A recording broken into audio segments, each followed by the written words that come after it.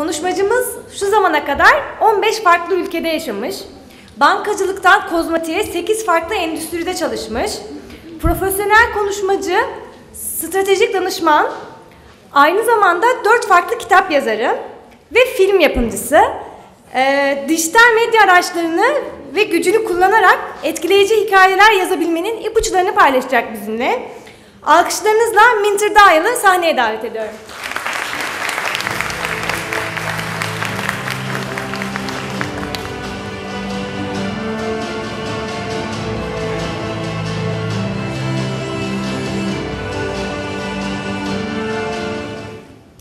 Günaydın. Teşekkür ederim. Thank you. Professor Konashmasi, to Hassan, to Shule, for deciding to bring me down and speak to you for half an hour. So my name is MıNTER, and as you heard, I've done a few things, and I want to tell you a number of things to hopefully inspire you. Many of you students thinking about what to do in the real world out there. And it's great to have had the conversation just now about the time is great promise, the time is of great peril. And if there's one thing that I want you to remember right now, is what do you stand for? What is your purpose? And are you prepared to stand up for that throughout all this peril? Because we need to know how to push back and stand up for our purpose and our meaningfulness. So, I'm going to ask you a question, audience participation. Of these 3 images, which do you are you attracted to most? So I'm going to ask you, and you raise your hand. Who likes A? All right, so just a few. Who likes B? That's maybe half. And then C. Okay, so I guess C wins. Who said none of them? Okay, thank you for being honest. All right, so that was just a little trick question, because in the end of the day, what I'm talking about is how to use media that's appropriate for your audience. And sometimes you have different channels, and sometimes you have different audience.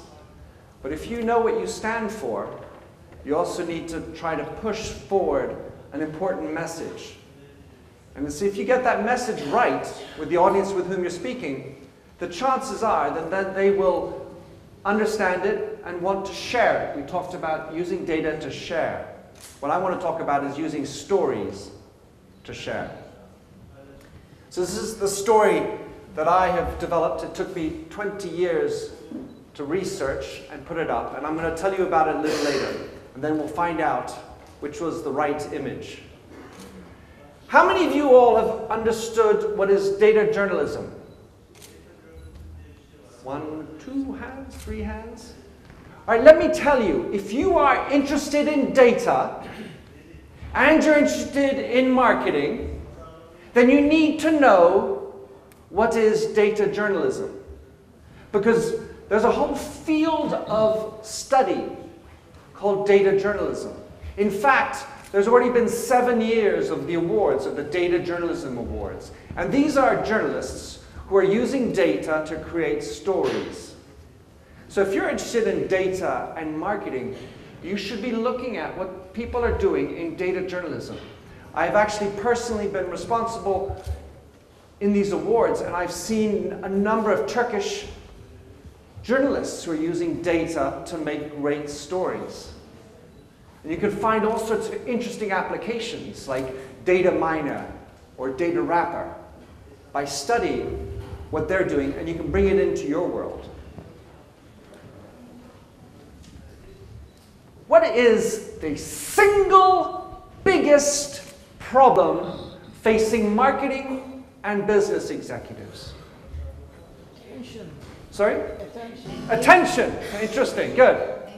Engagement. Certainly, engagement is linked. We mentioned it just now in the Oracle presentation. I think her name is Yinedin, I'm not sure. The big problem is trust. And if you don't recognize that everything coming out of your mouth as a business or as a marketer is not believed, you know, these people, all these consumers, they have a big can in their pocket. They pull out the can, and it's called a BS spray. You know what a BS spray stands for? We can't translate that. It's trust. So this is the list of professions that are most trusted down to the least trusted. So up top we have nurses, military officers, teachers. And then we have down here, below lawyers. How many of you trust lawyers? How many of you trust media? We're below media. I was having a little dinner last night with some friends here, talking about media here. And they didn't trust media. And I said, uh-oh, I'm in trouble. Because we're below media. This is for the United States. But the same thing happens in country after country. Business and marketers, we have the biggest BS spray looking at us all the time, spraying it at us. And if you don't realize that, then no matter what story you tell, people aren't going to listen. And people are not going to believe. And if they don't believe, and they don't listen, then they're not going to engage. So the question is, how are you going to bridge the gap? The gap between what you say and what they believe. Because that's what you're trying to do as marketers. You're trying to convince, trying to influence. But if you talk, and they just don't want to listen because spam, BS, then you're going to get very nowhere. So what kinds of things do we believe? Do we believe everything is written? No. Do we believe numbers? Data? Well, you can do anything you want with data. Spend any story you want to spend. Maybe we believe in God, or like in some countries, money. There are different things that we think we believe. But this is the truth behind this trust area. What you say must line up with what you do, and what you do must line up with what you say. That's where it is. So don't try and overstate your promise. Say what you're going to do and do what you say. Execute according to plan. This is where you build up trust. And once you do that, then you get to the gold. What's the gold? The gold is when you have other people say what you do. What's that called? Word of mouth. Thank you. The second thing that helps build trust is shared experiences. And when you're engaging with your audience, how are you making it feel like a shared experience? What extraordinary experience are you giving to your customers in the retail environment other than just flogging them a product at the cheapest price? You need to create these experiences, and as soon as you give me a great experience, then I'm going to want to share it with my friends and my family. Then I'll become an influencer for you.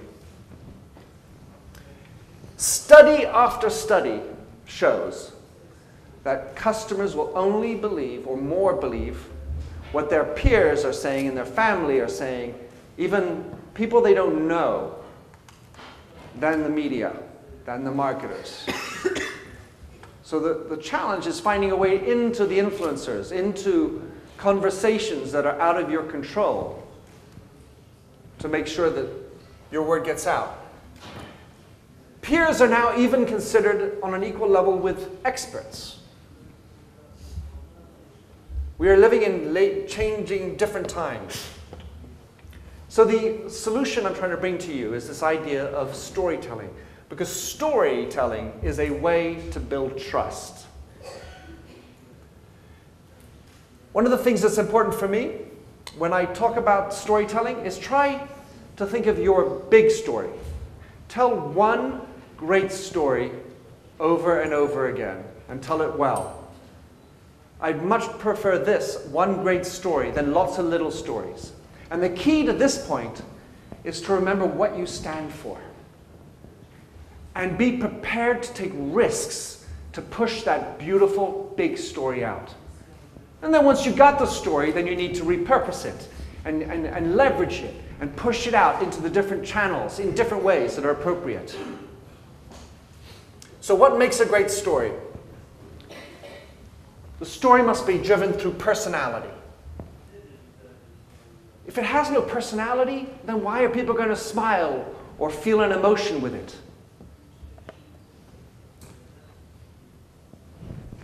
The story must shape your why. It must show what you stand for.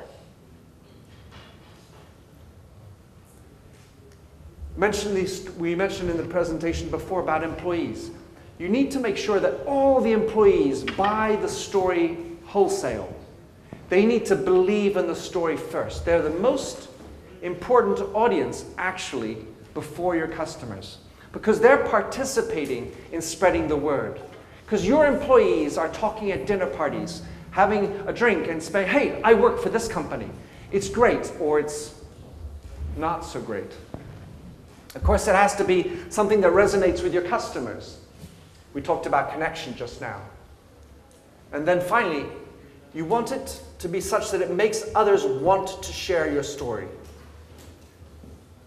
When others want to share your story, they're sharing it with their network. It has to create value, as we mentioned before, for their network. So make your stories unique, relevant, and personal. These are the keys to making a great story. As I mentioned before, once you've got that great story, then you can repurpose it and you spread it out in different ways according to the channel that you're focusing on. So when you got the story, think hard. Who is your audience? Who are you trying to reach? What are you going to give to them that's of value to them and to their network? In my story that I'm going to talk to you about, the people I was interested in were people who had either a father or mother or a grandfather or grandmother in the war, in the Second World War. That was my audience. And so I tailored my images, my approach to that audience. May not appreciate everybody, but it's that audience that I was interested in attaching. And as I said before, make sure your employees, whenever you're trying to tell a story, are your #1 fans. So, storytelling through different media. So once you've got your big story, which represents what you stand for, then you want to push it out into the different media, because today we all know we're living in WhatsApp, Facebook, YouTube, so many different channels. So the story I'm going to tell you about is called The Last Ring Home. So this is the film, book, and story that I spent 20 years of my life researching. It is the story that kind of defines me. It shows what I stand for. And it's a story that I've done on many different formats. So I've had the opportunity to exercise my talent, if you will, in pushing out this story into the different media, starting with making it a film. So it's a half-hour documentary film, but I've also turned it into a book and different other types of contents to make sure that I'm covering my bases and reaching the audience that I want to reach. So the film, I have it out. It's been on television in 4 countries and online, and now 25 million people have seen it. So that's a good start for my documentary. It's a half an hour. It's 27 minutes long. I always like to say 27 years of research stuffed into 27 minutes. So what did I do about the film? Well, this film, what was key for me was to make sure that it was attractive for the audience who have such a small attention span. So I made it 27 minutes long with a very fast pace, because people don't want to slow, they're not interested in very long, or a lot of people are not interested in long form online. So I made sure that there was a fast pace that kept you with intense suspense throughout the film. I also enjoyed the power of silence. Even though it was very fast paced, there are moments where I had pauses. Pauses are wonderful because they make you stop and think. They make you anticipate what's going to happen next. Another thing about the video, when it's in video format, you have to be very careful about the emotions because it's very quick and easy to make big emotions on a video. So what we did is we downplayed the pathos in this, otherwise it becomes too emotional and not trustworthy. And then very important, your opening scene and your last scene, especially in a film. So it's been a film, then I turned it into a book, which is, of course, a written book, but also I made it into an audiobook, and of course on Kindle. And it's amazing how each of these is a little bit different. On a Kindle, you can click on links. It's got all the opportunities to research and go into other sites. In the Audible, even though it's exactly the same text, you're making stories come alive. So one of the things I did is I had a woman do all the pieces for women because in my audience, I wanted women to appreciate the story as much as men. So in the book, I have a narrative arc that, of course, is longer with lots of subplots. I wanted to avoid making nice to have. I wanted to focus on must to have. So we keep that strength of narrative plot. Since it's written, you have to be even more careful about your facts. Because if you want to be trusted, when you write it down, people can check quickly, is that true or not true? You know how it is with media. And then I had images and drawings to attract the different types of learning styles and reading styles. And then I avoided superlatives and adverbs. Because if I want to say it was horrible, I don't want to say it was very horrible. Trust me, if it was horrible, that's all I need to say. So be careful about using your words, because you want to always think about how trustworthy are you in the way you tell your stories. So how many of you guys know what an infographic is? An infographic? You like them? Yeah? All right, so I wanted to turn this into an infographic. But instead of an infographic, because info just doesn't sound very sexy, so I turned it into a story graphic. Because what I wanted to do was tell the story in a format that people recognize. So I call it a story graphic. And what did I do? Well, I made sure that the data tells the story. This is what, in this case, it was mostly through dates. I had images and light commentary, because the images were more powerful than the words. I wanted to make this a tool for discovery. So I made sure that lots of hyperlinks. People could go from this into other and explore and let their curiosity roam. And then I needed to consider the distribution, because one of the challenges of getting a story, you get the story right, but then you need to get it out and people to read. So the key with an infographic is to figure out what are the right channels to distribute it. How do you get it out? So the power of the image. Talked about film, we've talked about the book, and now we have the image. And as we all know, we're all very visual people. And the images can speak 1,000 words. So of course I had to make sure that I had the strong image. Which image should I choose to represent? How could I make an image that everybody would want to share? Why would they want to share it? Well, in my case, the story that I have is about a ring. It was a ring that was the last object that my grandfather held in his possession before he was killed. And then he gave the ring was taken by a friend, but the friend lost the ring. And the ring showed up 18 years later in another country. And it was found and it was sent to my grandmother, and then it was stolen. So now what I want is I want to have everybody go find my ring. So it's a journey. So it's a shared experience. And maybe lots of people in this room will be interested enough to find out what happened to this ring. Where is it? And then that'll make you want to share it. So how do you create that curiosity, that wish, that desire to participate, and then to share the story? You want to create intrigue. You want to make sure it's authentic. because you want to make sure it resonates, doesn't sound false. Make it actionable. Here's the thing. Go to my Facebook page and help me find the ring. And of course, even if you have images, Google is brilliant, but it's still not searching images. So you need text along with all the images. Make sure you're good on your tagging with all your images. That's the data that helps the images come to life.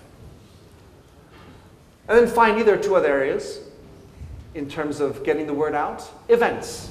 Even though I'm a geek and I like digital, but having events like this where you shake hands, you hug people, you talk, you see eye to eye, this is an enormous media. So holding events is great. Of course, you can make them more or less digital, have Wi-Fi, this like. And then there's social media. You're going to hear a lot about social media this afternoon at the end of the day. But when I looked at social media, the question was, which social media? Because I don't know about you, but I'm running around and it's crazy all the time, right? Yeah? Or you guys just all relaxed? So the question is, you have to make choices. So which social media are you going to go for? Don't just do social media because you want to tick the box and do social media. Do social media for strategic purposes. So within the way I do it, for my audience, I know, Facebook is for the old people, right? A few people on Facebook here? Of course. But the point is now Facebook is very used by the generations that I'm talking about because they want to stay in touch with their grandchildren. So, talking about storytelling, the last thing I'm going to tell you about, what is the key to being a great storyteller? What do you think is the key to being a great storyteller? To be relevant, yes, true. Relevant to your audience, right? Make it personable. The key to understanding that relevancy, though, is empathy.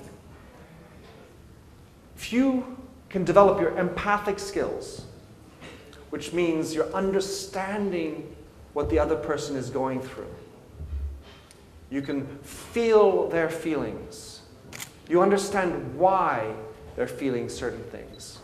It doesn't have to be bad, by the way. But if you can get into that empathy, spend that time to think about your audience, what they're thinking about it, when they're thinking about it, you're going to make a greater story, and you're going to deliver to them at a better time.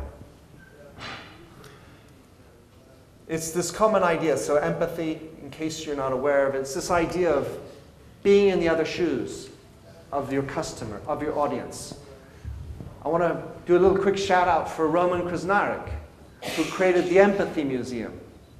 And the Empathy Museum in England, they have lots of shoes.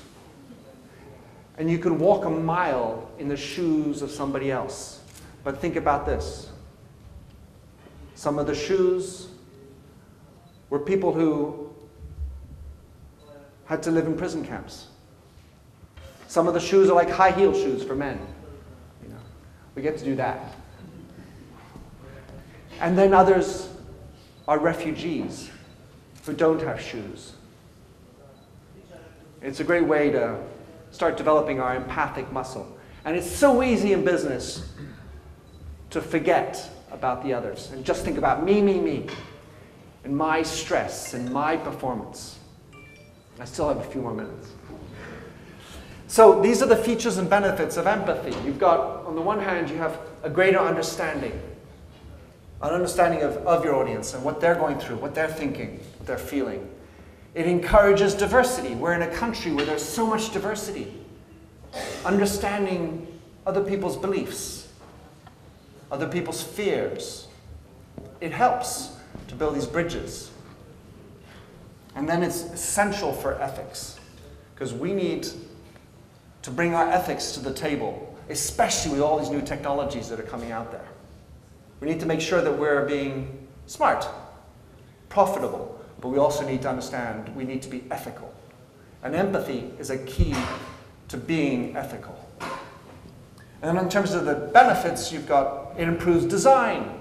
It can do lots to help invite emotion into your storytelling. And it builds connections. I love to say that empathy leaves us with a feeling instead of telling us what to feel. We need to be allowed to more emotion. Even though we're talking about data, look for the personal, emotional story. So to become a better storyteller across different media, things that I encourage, you're not going to like me for this, read some more.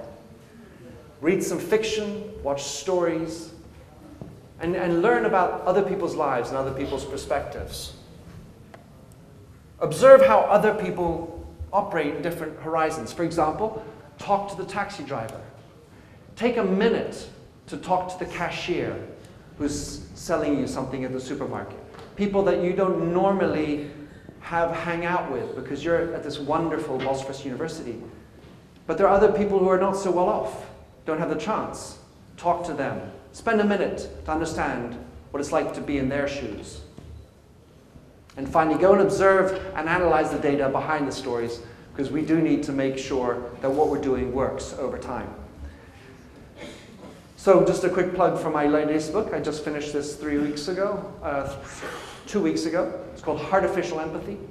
How to put heart into your business and that crazy thing we just talked about called artificial intelligence. And this idea of encoding empathy into a machine. So, as I said to you, the one thing I want you to remember is, what do you stand for? What's your purpose? And make that be the lightning rod, the guiding light of everything you do in storytelling. Teşekkür them for your time. These are, oh yeah, wait, sorry. So now, vote. Which one do you like? A. Oh, a few more. Thank you. B. Okay, and C. Interesting. All right, we're about a third. So, I've influenced you. And that's what it's about. It's learning to engage with your audience. Make them feel part of the story. Give them a little bit of personality, a little sense of humor.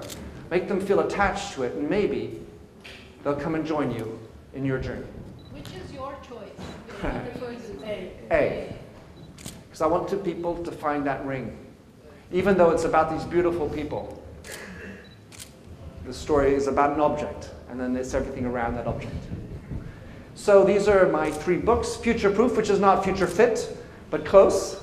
Yeah, I published this last year, just now, Artificial Empathy. And if you're interested in my story, it's a book. It's called The Last Ring Home, and that's also online on YouTube, Google Play, and iTunes. Thank you for your time. Check it out.